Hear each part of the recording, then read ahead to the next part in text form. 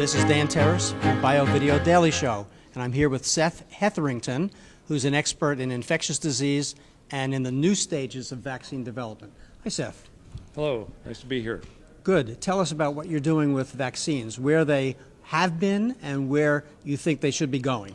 Well, vaccines have made quite a bit of progress in controlling disease in the human population over years, but they've always been directed against antibody. In other words, they've stimulated the part of the immune system that makes antibody proteins that then target the surface of organisms and promote their removal. But there's a whole nother group of organisms that aren't susceptible to antibody. These are what are called intracellular parasites. They actually get inside the cells of the immune system and are not accessible to antibody. They are accessible, however, to another arm of the immune system called the T cell or cell-mediated immune system. So our vaccines try to harness the power of that part of the immune system directed against infected cells and eliminate the organism that way. I remember these as what's called atypical bacteria. Is that one of the categories? Well, that's certainly one of the categories, and tuberculosis is one of the major infections worldwide, has been for eons, and it is an intracellular pathogen. It is not susceptible to antibody. Many vaccines have failed against it. But there are other pathogens too, not just bacteria, but viruses in particular, that really survive by living inside cells of the immune system. And our vaccine technology is geared to either bacteria or to viruses that are primarily intracellular pathogens.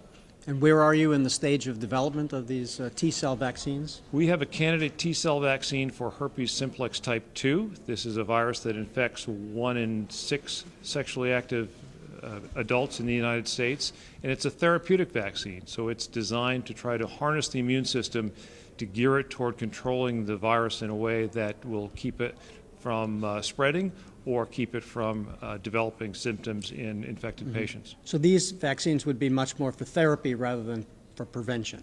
That's true. Right? They are primarily a therapeutic vaccine. Although our technology does lend itself to prophylactic vaccines as well, we've elected as a small company to go after a therapeutic vaccine first. And after herpes, what's the next target? Our next target is pneumococcus. Now, there is a vaccine for pneumococcus that's out there. It's been very successful, but there is another arm of the immune system called Th17 cells. These are very infrequent lymphocytes that protect people against colonization.